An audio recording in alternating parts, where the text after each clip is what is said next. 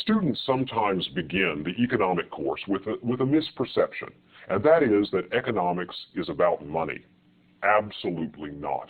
Economics is a much broader set of tools that can apply to all kinds of decisions that you make in daily life. The definition of economics is this: economics is the study of rational choice under conditions of scarcity. That definition has two terms in it that are key. The first is scarcity. Scarcity means an imbalance between the amount of something that people want and the amount that's freely available. One of the best ways to come to grips with the concept of scarcity is to try to imagine something that isn't scarce. What would that be? Sometimes students suggest air isn't scarce, it's all around us. Yes, but the kind of air that people want, clean, breathable air, is certainly scarce, and especially scarce in cities with a lot of pollution. At one point in Tokyo, there were vending machines on the street where people would insert a coin to buy a breath of breathable clean air. In that case, air was scarce. There was an imbalance. People wanted more of it than there was freely available. Well, what about space? There seems to be plenty of space. Yes, but there's not a lot of space in cities. There's less space in your dorm room than you'd want. All this stuff has to be parceled out because there isn't as much as people would like to have if it were freely available. What about garbage? There seems to be plenty of garbage, no scarcity of garbage. Aha, but see, that's where the definition comes into play. It's not that there is an infinite amount of garbage. There is a strictly limited amount of garbage. The reason garbage is not scarce is that nobody wants it. Scarcity is an imbalance between the amount of something that people want and the amount of that good that is freely available. Anytime something is scarce, we've got to figure out how to use it, how to share it, how to parcel it out among its competing uses. And that requires some kind of decision, some kind of choice. And that leads us to the second term, rational choice. Rational choice, or the word rationality in economics, refers to people making calculated, self-interested decisions. It requires that you be willing to consider costs and benefits, all of the factors that are involved in a decision, and choose that course of action that is most satisfying to you. The one that maximizes your wealth, the one that maximizes your company's profits, the one that maximizes your satisfaction from the way you use your limited income or your limited amount of time. We say that an agent is rational if that agent considers cause and effect, if that agent considers the consequences of his or her choices and chooses those courses of action that provide the most satisfaction. Rational choice is calculated self-interest. So if we have calculated, self-interested people operating in a situation of scarcity, then we've got economics.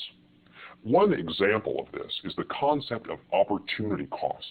We imagine that when people make a choice, they consider the opportunity cost of that choice. The opportunity cost of a choice is the best alternative you give up when you make that choice.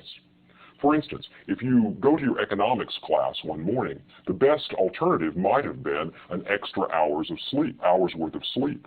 Rather than staying in bed and sleeping, you chose to come to your economics class instead. The sleep was the opportunity cost of your choice. If you are enrolled in college this year, you're getting a good education, which might be satisfying in its own right. It may also be that that education is your key to a higher salary that leads to more goods and services in the future. But the opportunity cost of those goods and services in the future and the satisfaction of your expanded mind is the money that you're not making now and all of the toys that you could be buying with the income that you're giving up. Because you're in school, you aren't holding down a job with all the time that you are using studying and attending classes. The time away from work is lost income, lost goods and services, and lost satisfaction. So the opportunity cost of your investment in your future is the present satisfaction you could get from a higher paycheck. There's an opportunity cost. There's no such thing as a free lunch. Anything that you enjoy at the cost of giving up something else.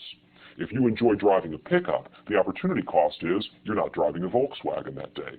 If you enjoy a vacation to the Bahamas, your opportunity cost might be a trip to California. Every choice you make involves an opportunity that you don't choose. Well, what does this have to do with money? Not very much. See, the point is, economics is not about money. Economics is about analyzing the way people make choices in conditions of scarcity. We can make predictions about how you choose to use your time between studying, working, playing, spending time with friends. We can come up with an economic model that predicts the way you'll respond if we know enough about your preferences, your abilities, and the constraints that are put on you from the outside.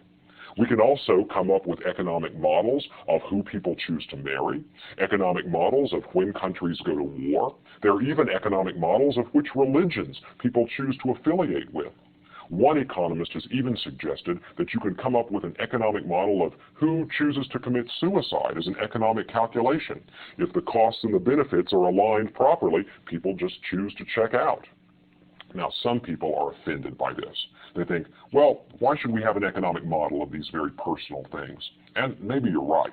But the point is, economics is a very flexible set of tools, and it seeks to apply itself anywhere rational agents are operating in a situation of scarcity. Anywhere that there are goods and services that are strictly limited, that have to be shared in some way. In the next lecture, we'll look at another definition of economics, one that has to do with value, and this might seem a little more applicable to business.